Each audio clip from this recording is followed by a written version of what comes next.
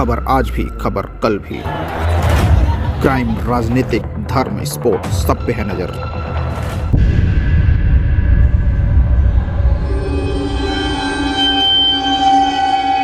वाराणसी से बड़ी खबर।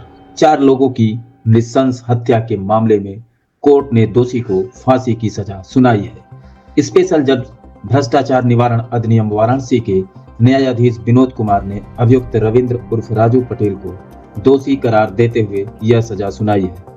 मामला 29 अक्टूबर 2013 का है, जब चोलापुर थाना क्षेत्र के चंदापुर में आरोपी ने मोहन जायसवाल और उनके परिवार पर लोहे के राड से हमला कर दिया था।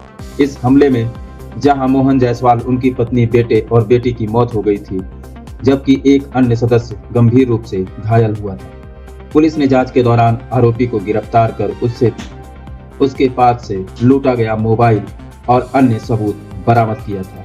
मामले में अभियोजन की ओर से कुल 18 गवाह पेश किए गए, जिसके आधार पर अदालत ने 23 मार्च को आरोपी को दोषी ठहराया और 25 मार्च 2026 को फांसी की सजा सुनाई। अदालत ने आरोपी पर विभिन्न धाराओं में जुर्माना भी लगाया है।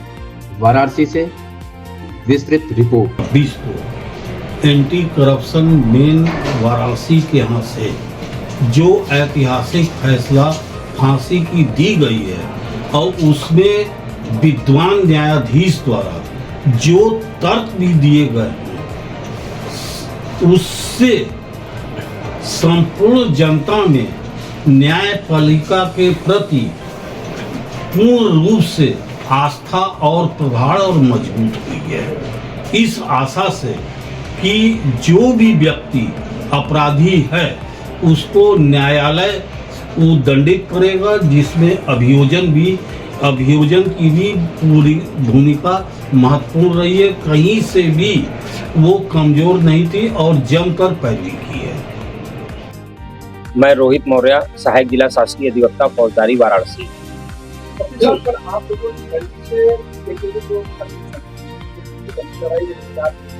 ये वर्ष 2013 29/10/2013 ग्राम चंदापुर, थाना चोलापुर स्थित ये घटना है।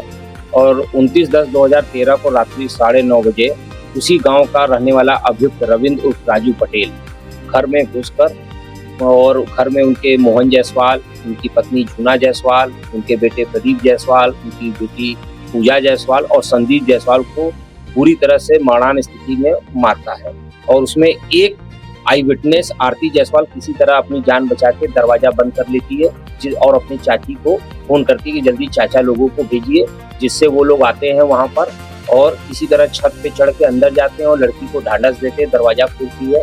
उसके बाद वो जब देखती है कि उसके पिता, भाई, माता सबकी लाशें खून से लथपथ पड़ी हैं, तो वहीं बेहोश हो जाती है। पुलिस और एम्बुलेंस की मदद से सभी को दीनदयाल अस्पताल लाया गया।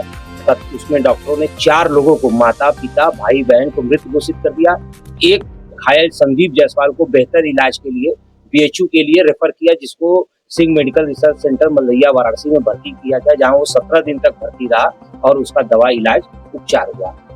और इसमें कुल 13 साल लगे इस जजमेंट को आने में। और कल न्यायालय भ्रष्टाचार निवारण अधिनियम यूपीएससीबी वाराणसी के न्यायाधीश श्री विनोद कुमार द्वारा एक ऐतिहासिक फैसला दिया और समाज में यह मैसेज दिया कि कोई भी अपराधी अगर अपराध करता है तो वो कहीं से बच नहीं सकता। और ये अभियुक्त रविंद्र राजू को रेयर ऑफ रेयरेस्ट केस मानते हुए फांसी की सजा सुनाई गई। 302 में 307 और 394 आजीवन कारावास और 50,000 रुपए अर्थदंड व 411 और 201 में 7 साल और 3 साल 5,000 रुपए जुर्माने से दंडित किया गया। और ये अभियुक्त जो है जेल में रहने के दौरान इसने वर्ष 2016 में जो जेल कांड हुआ भागने का, उसका आरोपी, इसका स्थानांतरण गैर जनपद हुआ, तो यहाँ से पेशी के दौरान जाते समय पुलिस को मार के भागना, सदाद में एफआईआर दर्ज हुआ और बनारस गैंगस्टर के तहत इसके पर मुकदमे दर्ज हुए। और बनारस में जेल में रहते हुए भेलूपुर, कोतवाली, कैंट और दशाश्वमेध जैसे स्थानों में भी इसके द्वारा अपराध कारित किया गया है। इन सभी मामलों को देखते हुए और दृष्टिकोण को अपनाते हुए कोर्ट ने रेयर ऑफ रेयरेस्ट केस मानते हुए फांसी की सजा सुनाई।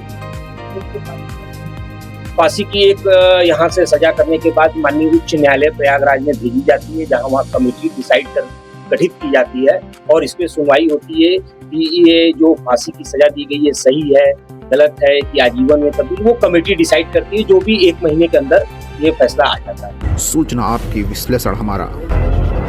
खबरों का सही विश्लेषण खबरीलाल के साथ।